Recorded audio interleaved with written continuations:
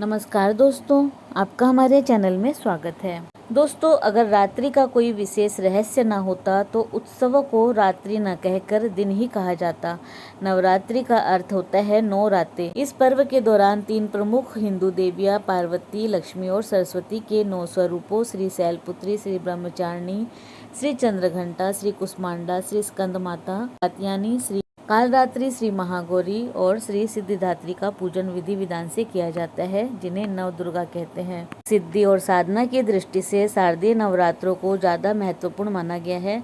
इन नवरात्र में लोग अपने आध्यात्मिक और मानसिक शक्ति संचय करने के लिए अनेक प्रकार के व्रत, संयम, नियम, यज्ञ, भजन, पूजन, योग साधना आदि करते हैं। यहाँ तक कि कुछ साधक इन रात्रियों में पूरी रात पद्मासन या सिद्धासन पर बैठकर आंतरिक त्राटक या फिर बीज मंत्रों के द्वारा विशेष सिद्धियां प्राप्त करने का प्रयास करते हैं।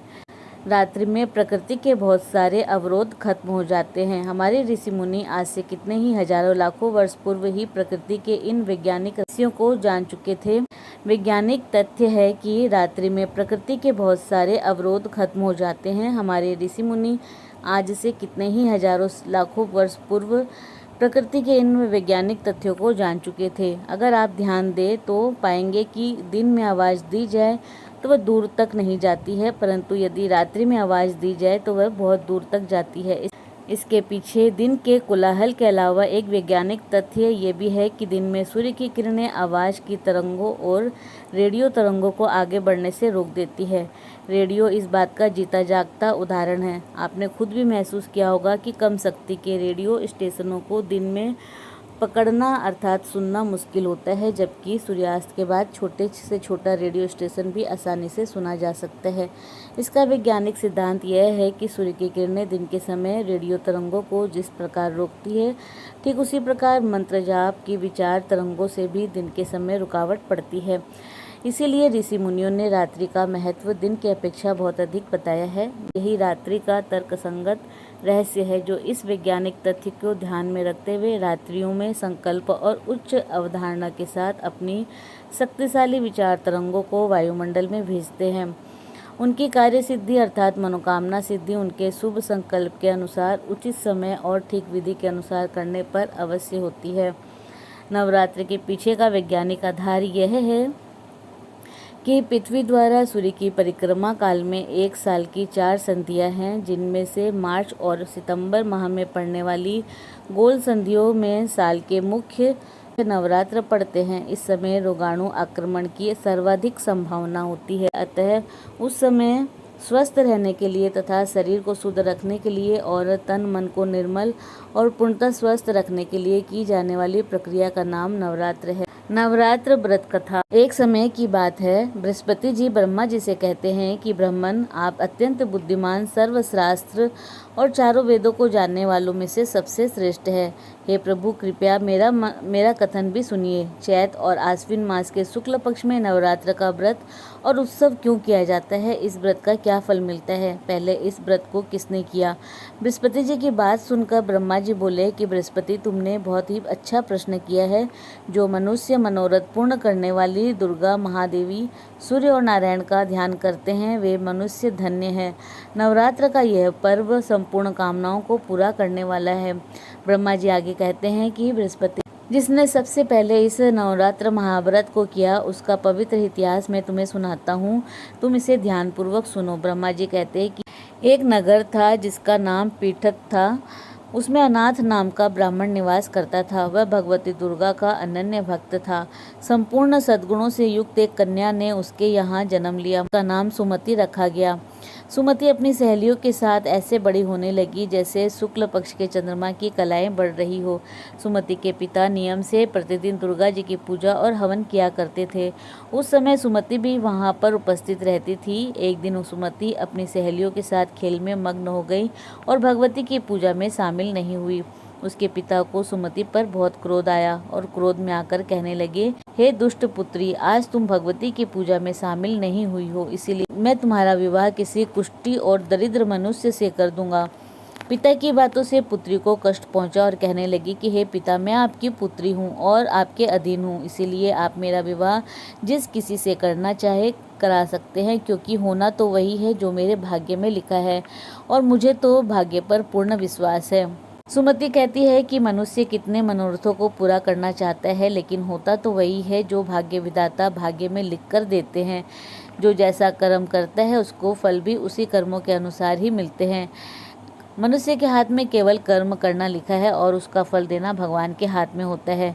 अपनी कन्या के मुख से ये निर्भयपूर्ण बातें सुनकर ब्राह्मण का क्रोध और बढ़ जाता है और अपनी पुत्री का विवाह एक कुष्ठ रोगी से कर देता है और कहता है कि अब जाओ और अपने कर्म का फल भोगो। मैं भी देखता हूँ तुम भाग्य के भरोसे रहकर कैसे जीवन यापन करती हो। पिता के वचनों को सुनकर सुमति मनन करने लगी कि मेरा दुर्भाग्य है कि मुझे ऐसा पति मिला, और अपने दुखों पर विचार करती हुई सुमति जंगल की ओर चल पड़ी। उस भयानक जंगल में कुसा पर रात बिताई। गरीब सुमति की हालत देखकर देवी भगवती उसके पूर्व के पुण्यों को देखते हुए उसके सामने प्रकट होती है और कहती है कि ए दीन ब्राह्मणी, मैं तुम पर प्रसन्न हूँ, तुम चाहे जो वर मांग सकती हो, मैं तुम्हें सब दूंगी। भगवती दुर्गा के वचन सुनकर सुमति कहने लगी कि आप कौन है जो मुझ पर प्रसन्न है, अपनी दीन दृष्टि से आप मुझे कृतार्थ करे। ब्राह्मणी की बात सुनकर देवी कहने लगी कि मैं आदि शक्ति हूँ, मैं ही ब्रह्मा विद्या और सरस्वती हूँ। प्रसन्न होने पर मैं प्राणियों के दुख दूर कर उसे सुख प्रदान करती हूँ और मैं तुझसे तेरे पूर्व पुण्यों के कारण प्रसन्न हूँ। देवी कहती है कि तुम पूर्व जन्म में निषाद की पत्नी थी और अत्यधिक पतिव्रता थी। एक दिन तेरे पति निषाद ने चोरी की और इस चोरी में निषाद के साथ सिपाहियों ने तुम्हें भी पकड़ लिया। तुम दोनों को जेल में बंद कर दिया और भोजन भी नहीं दिया। उन दिनों तुमने ना कुछ खाया ना पिया।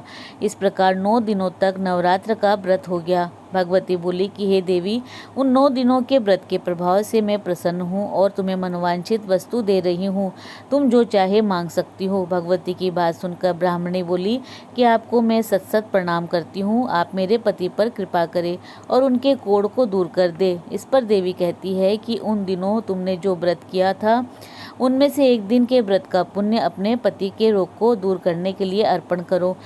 मेरे प्रभाव से तेरा पति सोने के शरीर वाला हो जाएगा। ब्रह्मा जी बोले कि इस प्रकार देवी का वचन सुनकर ब्राह्मणी बहुत खुश हुई और पति को निरोगी देखने की इच्छा से ठीक है ऐसे बोली।